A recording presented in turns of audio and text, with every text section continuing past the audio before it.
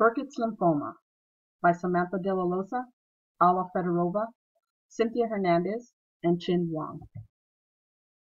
Burkitts lymphoma is a form of non-Hodgkin's lymphoma that develops from B lymphocytes.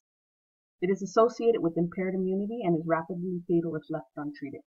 In the World Health Organization classification, there are 3 different types recognized.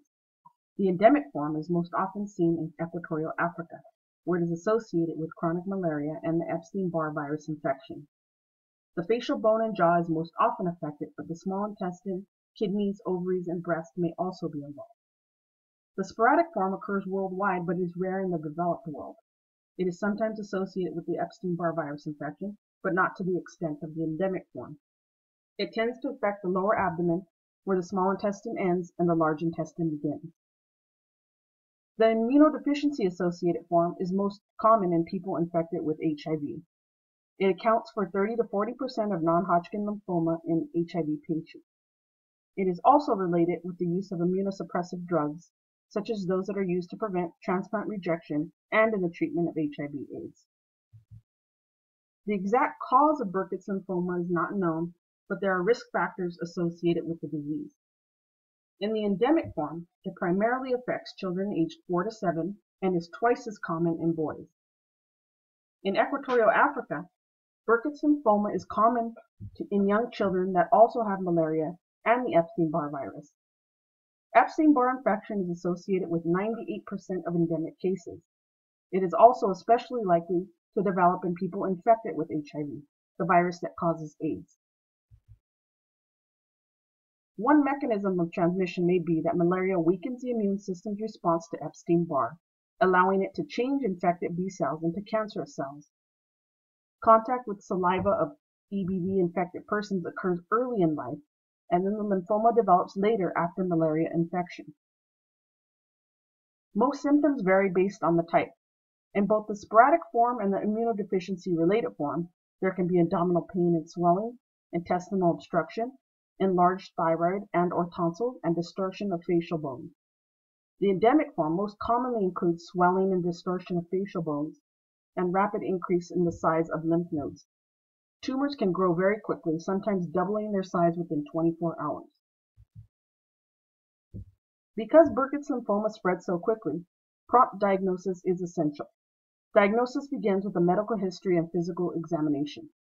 If Burkitts lymphoma is suspected, all or part of an enlarged lymph node or other suspicious disease site will be biopsied. Additional tests may include a CT scan, MRI, bone marrow biopsy, exam of spinal fluid, and chest x-rays. A CT scan and MRI can help pinpoint which organs and lymph nodes are involved. Bone marrow and spinal fluid are usually examined to see how far the cancer has spread. The preferred treatment is intensive intravenous chemotherapy. Some drugs that may be used in various combinations for chemotherapy may include cyclophosphamide, cytarabine, doxorubicin, etoposide, methotrexate, and vincristine, all of which work by interfering with DNA synthesis and therefore cell division and the growth of tumors. If the lymphoma is spread to the fluid surrounding the brain and spinal cord, intrathecal chemotherapy may be used where the drugs are injected directly into the cerebrospinal fluid. Other treatments may include intensive chemotherapy in combination with rituximab, which is a monoclonal antibody that sticks to proteins on cancer cells and stimulates the immune system to attack cancer cells, autologous stem cell transplantation, where the patient's stem cells are removed, stored, and returned to the body, radiation therapy, which uses high-energy radiation to kill tumor cells, resburicase, which is used to treat tumor lysis syndrome, a condition that occurs when lots of lymphoma cells are killed very quickly. The chemicals that were in those cells spill into the bloodstream, which may overwhelm the kidneys, which are trying to get rid of those chemicals. And steroid therapy. Most often corticosteroids to help prevent allergic reactions, decrease inflammation, help control nausea and vomiting, and treat pain. In some cases, surgery may be needed to remove parts of the intestine that are blocked, bleeding, or have ruptured. In children, prompt intensive chemotherapy leads to long-term survival rates of 60 to 90%. In adults, it leads to long-term survival rates of 70 to 80%. Prevention is focused on reducing risk factors associated with the disease. In the endemic type, associated with Epstein-Barr virus infection, the role that EBV plays in promoting the disease is still unclear, but the development of a vaccine has been a priority for researchers.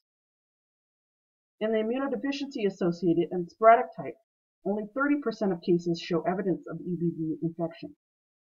But risk factors may be lowered by changing lifestyle behavior that increases the risk of HIV infection.